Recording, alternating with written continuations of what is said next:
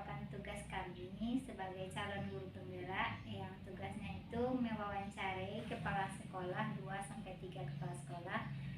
Ya salah satunya itu adalah kepala sekolah yang ada di yang tempat kita mengajar. Jadi ini tentang cara pengambilan keputusan.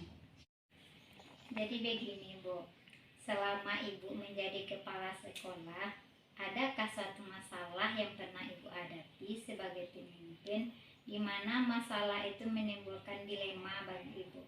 Kalau ada bisa Ibu ceritakan, Bu. Ya Del, selama Ibu menjadi kepala sekolah memang ada dilema bagi Ibu. Salah satunya adalah tentang penerimaan guru dari swasta yang lulus P3K, sementara SK P3K-nya belum keluar, yang melapor kepada Ibu untuk bisa atau tidaknya diterima di sekolah. Itu merupakan suatu dilema juga bagi Ibu, karena di sekolah yang Ibu pimpin sudah banyak guru honornya, sementara untuk penggajian kalau Ibu terima guru P3K tersebut, penggajiannya akan diambilkan dari mana? Ya, itu merupakan suatu dilema bagi Ibu. Nanti dilema Ibu tentang menerima atau tidaknya guru P3K yang lulus sementara SK-nya belum keluar ya Bu. Nah, pada saat itu langkah apa yang Ibu ambil? Langkah yang Ibu ambil itu adalah melakukan suatu diskusi dengan guru-guru yang lain, kemudian juga melapor kepada pengawas sekolah agar tindakan yang diambil ini bisa berguna, terutama juga bagi guru yang akan diterima, karena dengan dasar rasa kasihan juga untuk data dapodiknya nanti bisa terputus. Ya, itu juga merupakan langkah-langkah yang Ibu ambil. Ya. Berarti keputusannya yang guru ini Ibu terima atau bagaimana? Ya, guru tersebut Ibu terima ya setelah diadakan musyawarah dengan Dewan Guru, juga minta pendapat dengan pengawas sekolah. Nah, tadi Ibu udah bercerita tentang adanya satu masalah yang merupakan dilema etika ya Bu ya. Nah, kira-kira Bu, bagaimana cara Ibu mengidentifikasi masalah ini yang merupakan dilema etika atau dia itu merupakan bujukan moral? Kalau yang dilema etika itu Bu, dia yang kedua kasusnya itu keputusannya itu sama-sama benar. Kalau yang bujukan moral itu benar lawan salah. Bagaimana cara Ibu membedakan? Iya.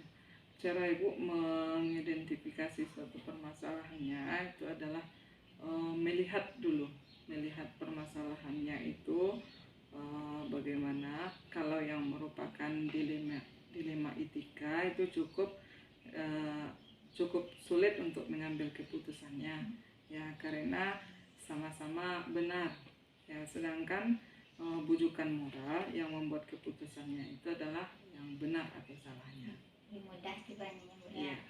Nah Bu, selama ini dalam menjalankan pengambilan keputusan di sekolah, terutama untuk kasus-kasus yang dilema etika ini Bu, yang sama-sama benar itu, bagaimana Ibu menjalankannya gitu? Cara mengambil keputusannya, yang pertama Ibu lakukan adalah mengajak guru-guru untuk berdiskusi dulu dan menyampaikan suatu permasalahannya, kemudian diambil keputusan dan didasarkan kepada nilai-nilai kebajikan ya, dan juga pertimbangan kemanusiaan, yang mana apabila tidak diterimanya guru P3K tersebut, maka tadi sudah Ibu juga sampaikan, akan terputus dapodiknya. Itu yang Bu, Bu, selama ini dalam mengambil keputusan itu langkah-langkah apa saja yang Ibu lakukan atau Ibu tempuh? Ya, yang pertama Ibu lakukan itu adalah mendalami suatu permasalahannya. Ya, kemudian untuk tindakan selanjutnya itu adalah melakukan rapat dengan melibatkan Dewan Guru. Kemudian di dalam rapat menyampaikan permasalahan yang ada. Nah, selanjutnya Bu, hal-hal apa saja yang selama ini Ibu anggap efektif dalam mengambil keputusan? Yang paling efektif dalam mengambil keputusan itu adalah dengan melibatkan berbagai pihak, ya, seperti pihak Dewan Guru, kemudian pihak-pihak yang berkepentingan yang lainnya. Itu yang efektif ya Bu, dengan berdiskusi dengan Dewan Guru atau yang terkait ya Bu ya. Nah Bu, dalam mengambil keputusan ini Bu, terutama yang menyangkut dilema etika, Ibu punya waktu tertentu untuk menyelesaikannya atau Ibu langsung menyelesaikan kasus tersebut di tempat? Kalau jadwal tertentu biasanya itu tidak ada, cuma dalam menyelesaikan masalah yang menyangkut dilema etika ini biasanya Ibu akan mendiskusikan terlebih dahulu itu dengan rekan guru, kemudian mengkonsultasikannya kepada pengawas sekolah, ya, apa keputusan yang diambil, ya hendaknya keputusan yang diambil itu adalah solusi yang terbaik yang bagi semua pihak. Nah Bu, ada enggak seseorang atau faktor-faktor yang bisa mempermudah Ibu dalam mengambil keputusan itu? Yang mempermudah Ibu mengambil keputusan itu ada enggak seseorang atau faktornya? Yang faktornya itu adalah berdasarkan hasil diskusi tersebut. Ya, kalau ada masukan dari Dewan Guru, ya akan dipertimbangkan, kemudian apakah itu merupakan solusi yang terbaik, ya itu yang akan dilakukan. Bu, ini yang terakhir Bu, dari semua yang telah Ibu sampaikan tadi, mulai dari permasalahan dan solusi yang Ibu ambil, pembelajaran apa yang bisa Ibu petik dari selama Ibu ini mengambil keputusan? Ya, pembelajaran yang dapat diambil itu adalah perlunya membangun suatu kerjasama, ya, dan komunikasi yang baik dengan rekan-rekan guru, kemudian pihak-pihak yang terkait, agar nantinya dapat menghasilkan suatu keputusan yang terbaik. Ya, perlunya mengambil rasa empati terhadap orang lain, ya, dengan memposisikan diri kita berada di posisi tersebut. Bu, terima kasih banyak Bu atas waktunya yang telah mau menjadi narasumber pada kesempatan kali ini. Saya ucapkan terima kasih ya Bu ya. Assalamualaikum Bu. Waalaikumsalam Bu Del. Gimana kabarnya Bu Del? Alhamdulillah sehat Bu. Ibu bagaimana? Alhamdulillah semakin bisa memberikan yang terbaik ya Bu Del untuk pendidikan anak-anak kita ke depannya. Bu Del hebat. Nah, kemarin maaf Bu sebelumnya demi menghubungi Ibu terkait dengan permasalahan membahas tentang dilema etika. Makanya kemarin menghubungi Ibu. Jadi saat ini saya minta kesediaan Ibu untuk diwawancarai jadi narasumber. Iya baik Bu Del, insya Allah Ibu akan bersedia untuk membantu apa yang Bu Del butuhkan, dan kita saling bekerja sama, saling berkolaborasi dalam bagaimana pembelajaran bermakna nanti bisa kita raih di sekolah Bu Del. Nah, di sini ada beberapa pertanyaan yang akan Anda ajukan ke Ibu terkait tentang permasalahan dilema etika dan pendidikan. Iya. Nah, kita langsung saja Ibu Iya, ya. boleh Bu. Yang pertama Bu, selama ini sebagai pemimpin atau kepala sekolah Ibu pernah menghadapi satu permasalahan yang dilema etika atau bujukan moral. Iya. Nah, bagaimana cara Ibu mengidentifikasi yang merupakan itu dilema etika atau bujukan moral? Selama Ibu menjadi kepala SMP El Ma'arif, memang banyak hal yang dihadapi dalam menangani permasalahan-permasalahan yang ada di sekolah.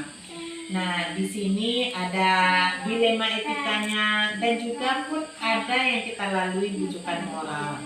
Kalau dilema etika itu, langkah-langkah yang sudah Ibu coba melakukannya adalah menganalisa fakta terlebih dahulu. Kita kumpulkan fakta-fakta yang ada. Kemudian nanti kita lihat peran-peran yang terlibat di dalam sebuah permasalahan tersebut, dan akhirnya kita pikirkan solusi apa yang tepat untuk menyelesaikan masalah tersebut. Nah, setelah kita memperkirakan bahwasanya pilihan yang tepat dalam penyelesaian masalah tersebut, maka sebelumnya kita coba untuk merefleksi. Nah, baru lahirlah sebuah keputusan atau decision maker dalam menghadapi dilema etika tersebut. Sedangkan jika kita tinjau dari kita menghadapi sebuah bujukan moral, bahwasanya bujukan moral ini sebenarnya keadaannya benar yang kita hadapi, tetapi karena dorongan segala sesuatu, maka kita melakukan langkah yang tidak tepat atau yang kurang tepat dalam menyelesaikan bujukan moral. Mau tidak mau di sanalah yang terjadi kesenjangan antara dilema etika dan bujukan moral tadi. Jadi terlepaslah dari permasalahan yang sudah pernah kita coba menghadapinya, memang kita harus mampu untuk bisa membuat sebuah decision maker ini terhadap apakah ini dilema etika ataupun ini bujukan moral, yang harus tuntas kita untuk memberikan solusi-solusinya. Begitu kira-kira Bu. Ya, tadi ya Bu, dengan mengumpulkan fakta-fakta dari dulu Bu ya, kemudian baru terakhirnya nanti disimpulkan mana yang terbaiknya Bu ya. Nah, selanjutnya Bu, dalam menjalankan keputusan tadi yang terkait dengan dua kepentingan yang sama-sama benar atau yang mengandung nilai-nilai kebajikan, itu bagaimana itu dalam menjalankan keputusan? Jadi pernah dulu kita menghadapi bahwasanya sebuah keputusan itu akan diambil di mana keadaan permasalahan tersebut dalam keadaan sama-sama benar. Nah, ini yang paling kita harus secara bijaksana untuk bagaimana kita decision maker tersebut bisa diterima lebih banyak oleh stakeholder yang sedang kita perankan dalam menyelesaikan permasalahan tersebut. Jadi ketika sebuah permasalahan tersebut keduanya benar, maka memang pada posisi suara terbanyak, kemudian argumen-argumen yang memang dalam penyelesaian permasalahan tersebut fakta yang kita dapatkan, memang kita harus lebih menonjolkan kepada kepentingan bersama. Begitu kira-kira Bu. Ibu lebih menonjolkan pada kepentingan bersama. Iya. Nah, selanjutnya Bu, langkah-langkah atau prosedur seperti apa yang biasanya Ibu lakukan selama ini dalam pengambilan keputusan yang menyangkut dilema etika? Iya, seperti yang sudah juga kita singgung yang pertama tadi, memang cenderung Ibu harus memvalidkan fakta-fakta di lapangan terhadap permasalahan yang sedang dihadapi, betul-betul secara selektif kita kumpulkan. Kemudian nanti kita akan memanfaatkan peran-peran yang terlibat dalam hal permasalahan yang sedang kita hadapi. Selanjutnya nanti tentu kembali kita pikirkan pilihan-pilihan tepat apa solusi yang harus kita akan putuskan. Nah, sebelum itu tentu kita refleksi kembali sebelum kita betul-betul melahirkan decision maker untuk kepentingan bersama tersebut. Nah, ini Bu, selanjutnya hal-hal apa saja yang selama ini Bu anggap efektif dalam mengambil keputusan terkait dengan dilema etika ini? Ya. Jadi hal-hal yang efektif itu yang Ibu rasakan selama di dalam melaksanakan pemimpin pembelajaran ini adalah memang kita ketika kita melahirkan keputusan berdasarkan fakta dan kemudian itu menyangkut kepentingan bersama, itu adalah sebuah kelegaan dari decision maker yang kita ambil. Kenapa? Karena kita tidak ada menyampingkan pihak-pihak tertentu atau ada pihak-pihak yang tidak terlayani di dalam penyelesaian permasalahan, sehingga yang paling penting sekali adalah tidak menimbulkan masalah baru dari decision maker yang kita lahirkan tersebut. Jadi itu perlu kita cermati secara efektif bagaimana memang keputusan akhir yang akan kita lahirkan tersebut secara selektif sudah kita lalui dengan tahap-tahap seperti yang sudah kita jelaskan tadi. Nah, ini nih Bu. Dalam mengatasi permasalahan yang terkait dilema etika ini, Ibu punya jadwal tertentu untuk menyelesaikannya atau Ibu langsung selesaikan pada saat permasalahan itu terjadi langsung diselesaikan? Iya. Kalau secara kinerja selama ini Bu Del, Ibu melakukan dilema etika itu jika dihadapkan langsung pada permasalahan, Ibu akan berusaha untuk menyelesaikannya. Apakah penyelesaiannya itu bisa datang dari Ibu langsung atau Ibu memberdayakan pihak-pihak berwenang. Sedangkan jika permasalahan itu mungkin membutuhkan step-step langkah-langkah yang harus lebih kita memvalidkan fakta tersebut, jadi mungkin itu bisa dalam rentang waktu beberapa hari ke depannya. Tetapi jika permasalahan itu dianggap urgent dalam penyelesaiannya agar tidak menimbulkan masalah baru dengan batas waktu yang kita lakukan, maka cenderung menyelesaikannya secara segera.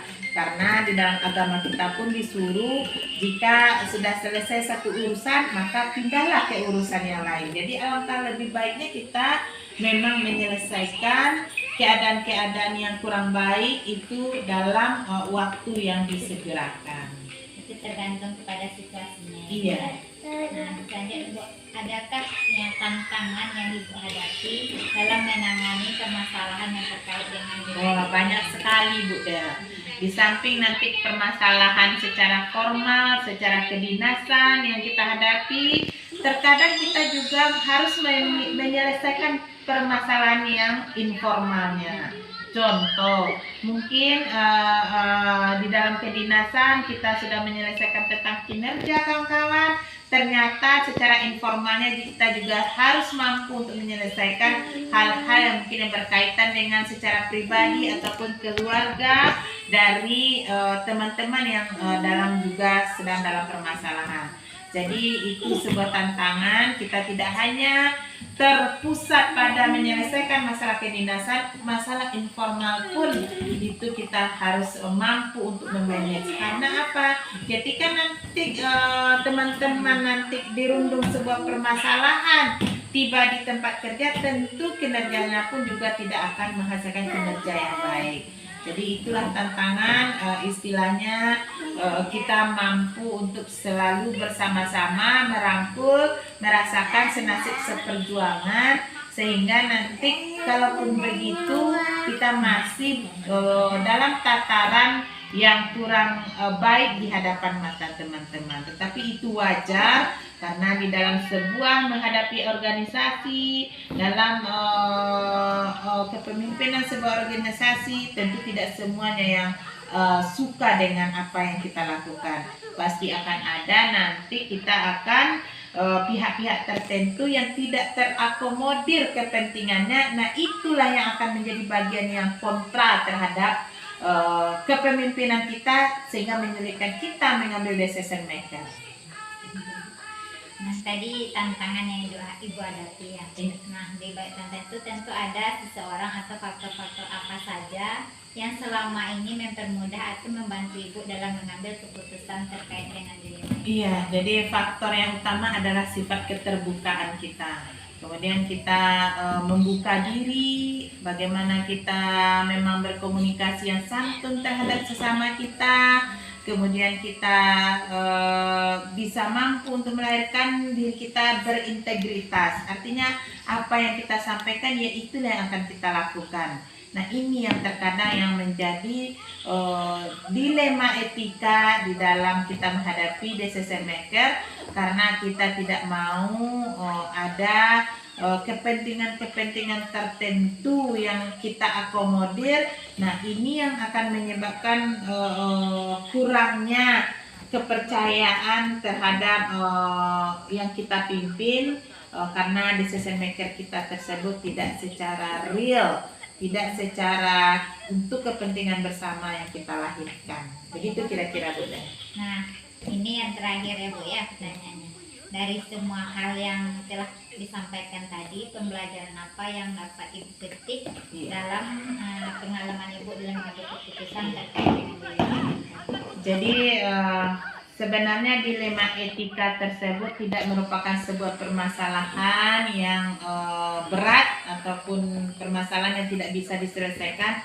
Hanya tergantung kita untuk memanage, untuk memikirkan bagaimana kita bisa membuat solusi dalam menghasilkan decision maker atau keputusan tersebut. Nah, apabila kita mengikuti langkah-langkah yang tadi, insya Allah dilema etika itu apapun modelnya bisa terselesaikan dengan baik. Begitu, Bu Den. Oke, terima kasih banyak Iya, atas waktunya. Iya. Mudah-mudahan lain kali bisa menghubungi Ibu kembali jika diperlukan. Iya. Ya. Sukses Bu Den, guru hebat. Terima Ya. kasih, Salam Bu. bahagia. Salam.